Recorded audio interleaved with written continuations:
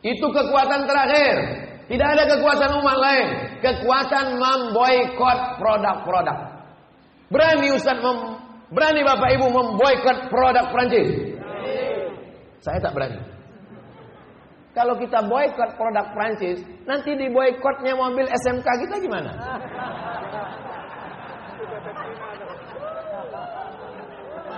Kenapa kalian ketawa?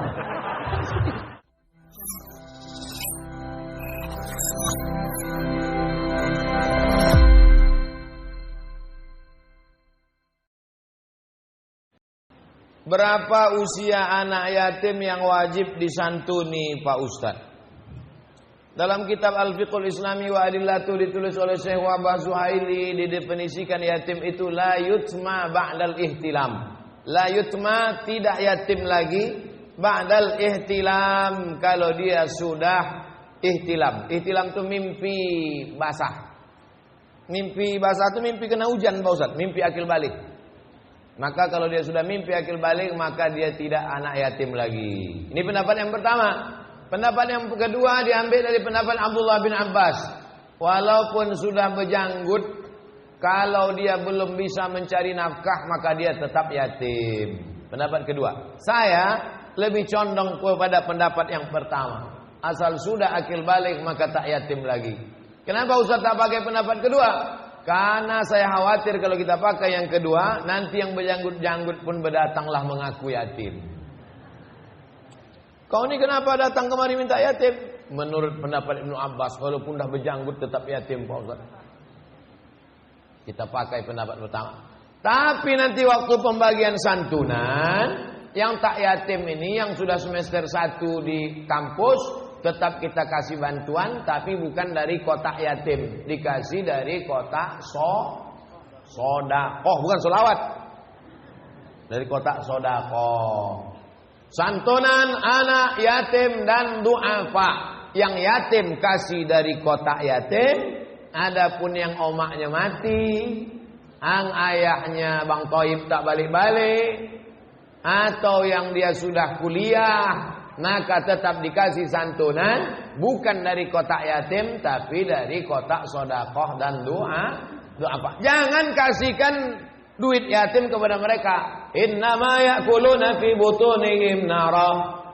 Innama alladzina ya'kuluna amwalal yatama zulman. Orang yang memakan harta anak yatim, innama ya'kuluna fi butunihim nara. Mereka itu makan api neraka. Hati-hati tentang santunan anak yatim. Jelas? Jelas insyaallah. Kalau ada ceramah saya yang tak jelas, dua kemungkinan. Yang pertama paketnya habis, yang kedua pokak. Dua. Berapa lama mu'alaf yang wajib disantuni itu Pak Ustaz? Innamas shadaqatu lil fuqara wal masakin wal 'amilina 'alaiha wal mu'allafati qulubuhum wa fir riqab wal gharimin wa fi sabilillah wa banis sabil. Sambutlah Allah, bilanglah apalah payahnya menyenangkan hati Ustaz. La ilaha illallah. Tapi sekarang 88 ini tak bisa. Ada 4 yang bisa, ada 4 yang membuka celah untuk terjadi fitnah. Innama shadaqatu lil fuqara, fuqara kasih. Tak ada income sama sekali. Janda tua, laki mati, anak tak ada sebatang kara. Fuqara, tak ada pemasukan. Yang kedua, ada pemasukan tapi tak cukup. Fuqara wal masakin wal 'amilina 'alaiha, amil. Wal mu'allaf, mu'allaf ni tak bisa lagi dikasih. Kenapa? Karena banyaklah yang mempermain-mainkan sertifikat mu'allaf. Mu'allaf zaman Nabi itu bagaimana? Kepala suku, kalau dia dikasih, maka satu suku itu masuk Islam. Misalnya ada suku Sakai, suku Akid, suku Talang Mama. Kepala suku dia, kita kasih dia 100 juta, satu suku itu masuk Islam. Itulah yang zaman dulu yang dimaksud dengan mu'allaf. Mu'allaf itu artinya orang yang dilunakkan hatinya. Zaman sekarang, dikasih dia, bininya pun tak mau masuk Islam. Oleh sebab itu kalau ada orang baru masuk Islam, dia tetap dikasih, tapi bukan karena dia mu'allaf, dia dikasih karena dia fakir atau miskin. Tolonglah Pak Ustaz, kita baru masuk Islam lah, rukun Islam 5 pekala gitu. Kasihlah. Susah. Bukan karena mu'alafnya, tapi karena dia fakir miskin. Wal gharimin, gharim ini pun tak bisa lagi dikasih sekarang. Gharim dililit utang. Kalau dibukalah pemberian zakat kepada yang dililit utang, penuhlah masjid Syuhada. Karena semua orang Pekanbaru ini dililit utang. Semua utang. Dari mobil, rumah sampai panci, rice cooker utang. Satu-satunya yang lunas bininya, itu lunas. Wa banis sabil. Ibnu Sabil pun sekarang tak bisa lagi dikasih. Karena Ibnu Sabil ini dijadikan orang celah untuk menipu, membohong. Ibnu Sabil orang yang putus belanja. Datang orang Medan mau pergi ke Palembang, putus belanjanya. Datang orang Palembang mau pergi ke Aceh, putus belanjanya. Singgah Pekanbaru, dikasih. Sekarang tuh banyak dipermainkan. Begitu sampai dia di Simpang Bingung, pura-pura putus belanja. Habis itu naik angkot dia sampai ke Sekijang. Sampai di Sekijang bolak-balik dia balik. Maka yang membuka celah ini ditutup supaya jangan dipermainkan. Jadi mu'alaf ini kasih dia karena dia miskin, fakir, susah. Bas. Jangan gara-gara ini nanti mu'alaf tak dikasih. Apa hukumnya berusaha walet? Karena sarang walet itu terbuat dari air liur burung. Nabi sedang khutbah di padang Arafah. Ketika sedang khutbah itu datanglah onta menjilat baju Nabi, menjilat kain ihram Nabi, onta dijilatnya. Nabi sholat dengan bekas jilatan air liur itu. Sekarang pertanyaannya, apa hukum air liur hewan? Halal apa haram? Memang payah ya kalau belum sarapan. Nabi khutbah, datang onta menjilat bajunya. Habis itu Nabi sholat, dibawanya baju yang kena jilat itu. Pertanyaannya, apa hukum air liur? Halal. Seandainya tak halal, pasti digantinya baju itu atau dibasuhnya. 2. Kalau ada kucing menjilat air minum itu halal apa haram? Halal. Karena kata Nabi itu tawafun wa tawafat. Karena itu binatang yang lalu lalang.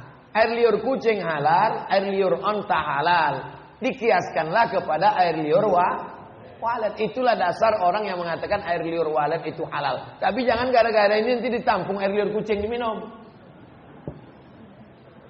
Apa hukum air liur walet? Halal. Mana dalilnya? Kias. Karena halal air liur onta, halal air liur kucing, maka halallah air liur walet. Lalu kenapa ada ustadz yang mengatakan air liur walet itu haram? Air liur walet jadi haram karena bercampur dengan najis. Dia tidak najis, tapi karena bercampur dengan najis, maka berubah menjadi mutanajis. Jadi mutanajis, berubah jadi najis. Air liur walet itu suci, tapi sampai sekarang walet ini belum punya WC umum. Bercampur dengan ciri walet. Maka itulah yang menyebabkan. Tapi rupanya sarang walet itu dipasangnya CCTV. Pasangnya CCTV pakai infrared, nampaklah di situ bahwa walet ini sarangnya di sini, buang nya di sini. Tak bercampur kata dia. Maka itulah ada yang mengatakan sarang walet halal.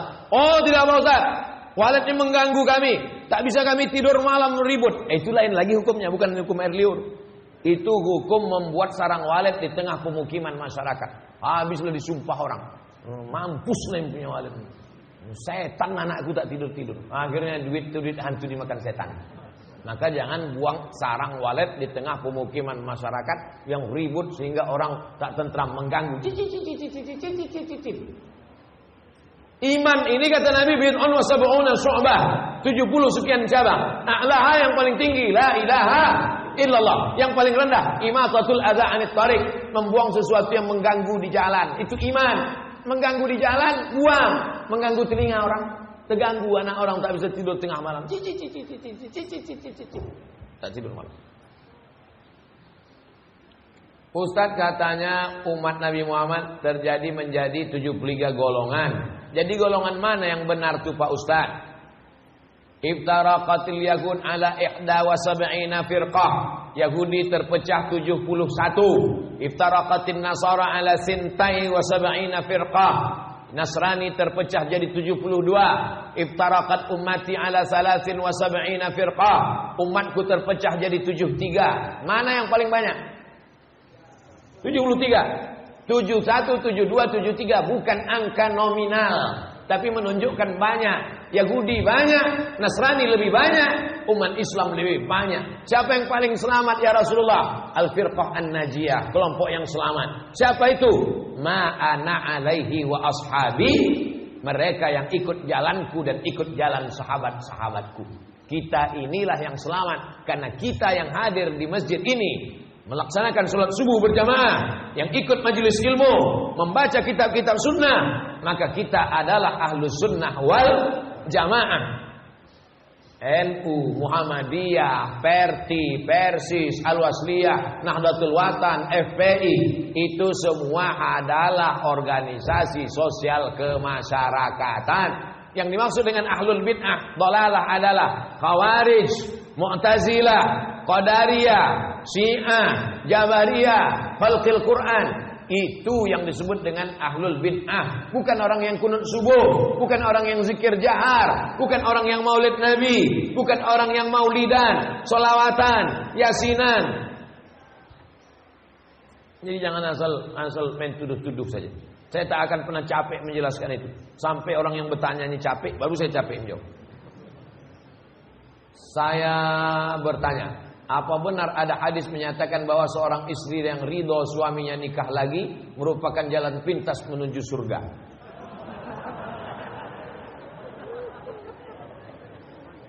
Siapa yang ikhlas istrinya, siapa yang ikhlas suaminya kawin lagi, maka cepatlah jalannya menuju surga. Kata satu blog, ada blog di internet itu menulis itu, saya baca. Lalu dibalas sama yang blog satu lagi, siapa yang ikhlas membawa istrinya belanja ke mall, maka dia masuk surga.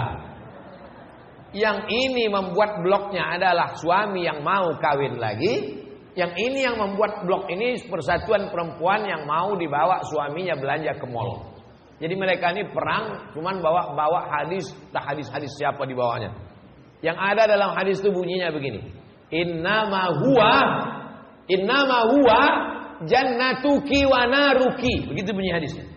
Hai perempuan, huwa suamimu ini jannatuki wa naruki. Dia bisa jadi surgamu, dia bisa juga jadi neraka. Hadis yang lain, lau kuntu amiran ahadan ayyasjuda ala ahadin. Seandainya manusia ini boleh sujud kepada manusia, boleh tak manusia sujud kepada manusia? Tak boleh. Seandainya boleh manusia sujud kepada manusia, pastilah kusuruh istri sujud kepada suami. Menikah 1, 2, 3 itu memang sunnah karena dilakukan Nabi SAW. Tapi sunnah bukan cuma itu aja. Baca Quran pontang-panting, tajwid belintang pukang, mau berbini 2. Macam itu aja sunnah yang lain. Menikah 2 itu sunnah. Mengejek poligami berarti mengejek. Banyak yang setuju nih. Mengejek sunnah. Tapi sunnah bukan itu saja. Poligami ini sama dengan emergency door. Naik kita ke pesawat. Apa kata pramugari? Ladies and gentlemen, all of our passenger, semua penumpang, kita punya 4 pintu. Pintu depan dan pintu belakang. Masuk dari pintu sebelah kanan. Tapi nanti kalau pesawat ini meledak, atau masuk jurang, atau masuk laut, maka dibuka pintu darurat. Ada yang darurat? Bukalah pintu itu. Nama pintunya pintu poligami. Poligami dibenarkan dalam Islam. Tapi ibu-ibu jangan takut, mereka ini tidak akan bisa nikah lagi sebelum ada surat tanda tangan matre 6.000 dari ibu yang dibawa ke pengadilan agama. Makanya ibu sebelum tidur yakinkan dekat tempat tidur itu tak ada matre. Karena kalau ada bahaya, mana tahu tengah malam. Hati-hati, waspadalah. Kejahatan terjadi bukan karena ada niat dari pelakunya, tapi karena ada materi 6.000. Waspadalah. Kabarnya tahun 2021 materi sudah jadi materi 10.000. Maksud saya Bapak siapkan materi 10.000 karena yang 6.000 tak laku lagi. Karena banyak suami sekarang ini yang menggunakan dalil tersebut untuk meyakinkan istrinya. Apakah jika istri tersebut tetap menolak hingga sampai ke tahap gugatan, termasuk kategori dosa besar? Hidup ini singkat, Bu. Kalau dengan itu kau merasa bisa beramal soleh, teruskan. Tapi kalau dengan itu kau jadi terganggu psikologismu, tak tahan aku Pak Ustaz. Asal ku tengok update status istri mudanya berkunang-kunang, gelap dunia ini kurasa. Salat tak khusyuk, baca Quran tak bisa, bekerja tak bisa. Maka perempuan punya hak namanya khulu. Laki-laki punya hak namanya talak. Perempuan namanya khulu. Memang dulu aku setuju Pak Ustaz. Kusangka ini tenang. Tapi setelah ini tak tahan aku Pak Ustaz. Asal ku dengar handphone trauma Pak Ustaz, muntah-muntah. Ada perempuan yang tahan. Ada, bukan saya katakan tak ada, tapi ada yang tak tahan. Mudah-mudahan ibu-ibu ini semuanya yang tahan termasuk insyaallah. Amin. Takut mereka. Bapak ini ringan aja mengaminkan tadi. Amin gitu. Dia tak tahu kamera tertuju ke wajah dia. Ustaz, saya mau tanya, apa hukumnya orang baca surat Al-Ikhlas di atas batu-batu kecil lalu diletakkannya di atas kuburan? Boleh apa tidak Pak Ustaz? Yang ada dalam riwayat Abdullah bin Abbas membacakan ayat Quran ke air. Wa in ta'assara wiladatuha, kalau susah melahirkan anak dibacakannya ke air. Dibacakannya ke air. Terserah apa yang mau dibacakan ke air. Ustaz, ini ada jamaah kita Pak Ustaz, istrinya anak dari jam 8 pagi dari tak lahir-lahir Pak Ustaz. Tolong bacakan Pak Ustaz. Bingung saya, apa yang mau saya bacakan? Baca. Iza zulzilatil ardu zilzalaha wa akhrajatil ardu asqalaha. Kalau bumi itu sudah digoncangkan, keluarlah isi-isinya. Keluar isinya.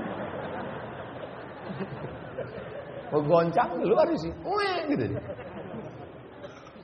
Boleh membacakan ayat kepada air. Adapun membacakan batu, mungkin dia tahu dalilnya, tapi saya tak melakukan itu. Saya melakukan yang tahu saya dalilnya, yang ada riwayat-riwayat dari Nabi dan sahabat Nabi. Tentang membacakan ayat, ada orang gila. Ada orang gila di kampung tuh, datang sahabat ini dibacakannya la Fatihah tak berhenti-berhenti sambil menahan air liur. Bismillahirrahmanirrahim. Alhamdulillahirabbil alamin arrahmanir rahim maliki yaumiddin iyyaka na'budu wa iyyaka nasta'in ihdinas siratal mustaqim. Bismillah sampai air liur banyak. Sudah banyak dikumur, dibacakannya, dihembuskannya ke orang gila. Sehat orang gila. Riwayat yang ketiga, Abdullah bin Abbas. Yang kedua tentang orang gila. Yang ketiga adalah kepala suku. Waktu itu sahabat Nabi mau menumpang tidur. Boleh kami numpang tidur sini? Tak boleh. Akhirnya pergilah sahabat Nabi dari. Ketika mereka pergi, datang orang menyusul dari belakang.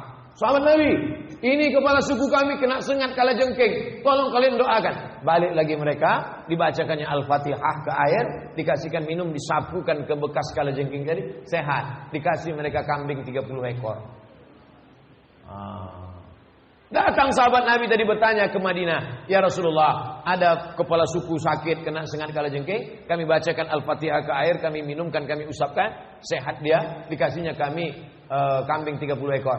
Boleh tak, halal tak kami terima kambing ini? Kata Nabi, kasihlah aku sebagian, kata Nabi SAW. Dia tak menanyakan apa hukum baca Fatihahnya, yang ditanyakannya apa hukum menerima kambing. Kata Nabi, bagilah aku sebagian. Itu menunjukkan boleh menerima upah dari ruqyah. Ustaz, kalau dikasih orang duit ruqyah, Ustaz terima? Enggak. 30 ekor kambing, mau. Bukan untuk saya serahkan ke tabung wakaf, biar dipotong dibagi ke fakir miskin, anak yatim. Saya untuk apa makan kambing? Apa tindakan kita atas penghinaan yang dilakukan oleh Presiden Prancis terhadap Nabi Muhammad sallallahu alaihi wasallam? Perdana Menteri Brazil tidak Islam. Karena argumentasi orang Prancis itu katanya kebebasan berekspresi. Kenapa kalian buat lukisan Nabi Muhammad? Kebebasan berekspresi, guys, gitu. Datanglah Perdana Menteri Prancis, di tempelnya gambar bini si Macron itu dengan monyet. Bini Macron itu kan beda jauh. Macron itu pacaran umur 15 tahun dengan gurunya. Si Macron itu umur 15 tahun, kelas 3 SMP, pacaran sama gurunya bini orang. Itulah yang dijadikannya bini sekarang. Umur 15 tahun dia pacaran sama itu. Waktu itu perempuan itu umur 29 tahun. Ini si Macron ini sakit jiwa. Datang Perdana Menteri Brazil, disandingkannya gambar bini Macron sama monyet. Tunjuk, mau ngamuk si Macron. Kata si Perdana Menteri Brazil, inilah kebebasan berekspresi itu katanya. Jadi logika otaknya logika otak sakit. Ketika dia mengejek Nabi, dia katakan kebebasan ekspresi. Waktu gambar bininya disandingkan sama monyet, dia mengamuk. Apa maksudnya? Berekspresi untuk Nabi kalian boleh, tapi berekspresi untuk bini dia tak boleh. Ini orang otaknya sakit. Kalaulah kita punya pemimpin yang adil, yang kuat, yang gagah, yang perkasa, yang bangga, itu ditarik hubungan diplomatik, itu ditutup kedutaan Prancis, barulah hebat. Betul? Ada itu di sinetron-sinetron.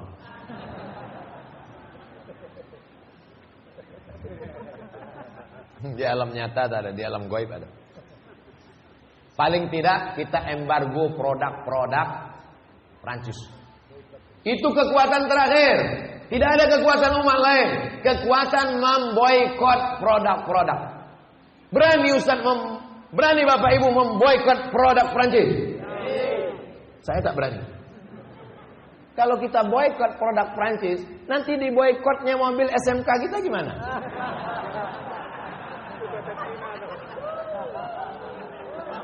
Kenapa kalian ketawa? Dibalasnya nanti.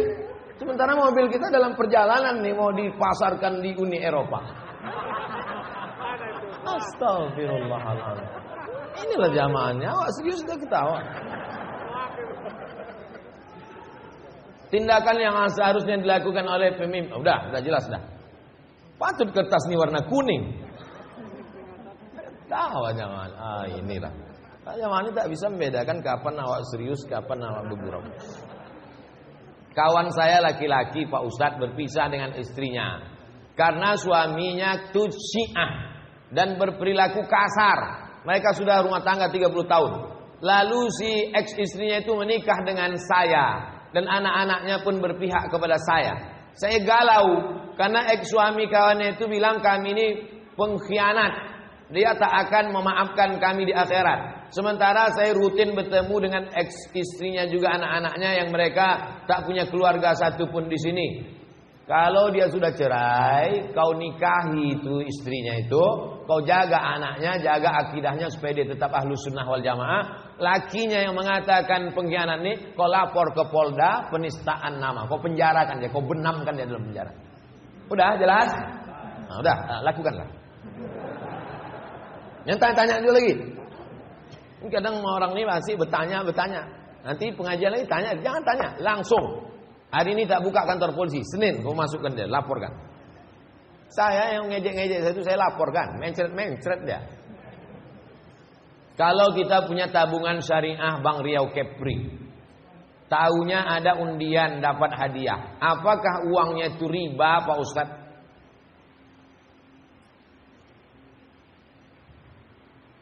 Seratus ribu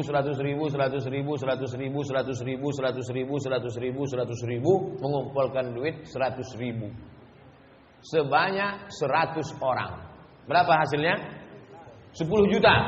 100.000 mengumpulkan 100 orang 10 juta. Habis itu mereka masukkan ikan emas ke dalam satu kolam besar. Ikan itu kenyang, dipancing. Siapa yang dapat ikan ini dapat 10 juta. Itu judi. Karena uang yang dikumpul tadi lalu kemudian dijadikan sebagai uang yang diputar, maka dia judi. 3 hari 3 malam menunggu tak dapat. Ikan itu kenyang di bawah. Tengok ikan, kesian gitu. Aku kenyang gitu ikan. Judi. Tapi kasusnya ini beda. Saya punya toko, jual TV, jual perabot dan lain sebagainya. Kemudian saya punya untung. Untung saya itu dapat 30 juta. Tidak ada hubungan dengan mereka, karena ini untung saya punya saya. Lalu kemudian saya undi pembeli-pembeli saya. Lalu kemudian mereka dapat umroh. Boleh apa tak boleh? Boleh. Karena bukan uang yang diputar, tapi hasil keuntungan. Aslinya uang itu punya saya, milik saya. Begitu juga dengan ini. Uang ini milik bank syariah. Bank syariah itu halal. Karena bagi hasilnya itu mudharabah. Karena bagi hasilnya itu murabahah. Dibenarkan menurut Dewan Syariah Nasional. Menurut hukum Islam ahli-ahli fikih. Duit itu milik bank syariah. Tapi karena dia mau menarik nasabah, diundi. Maka hasilnya itu halal. Kalau tak mau terima, kasih ke saya. Pagi ini juga, secepatnya sebelum merubah pikiran. Nanti langsung kita adakan penyerahan ke Yayasan Tabung Wakaf.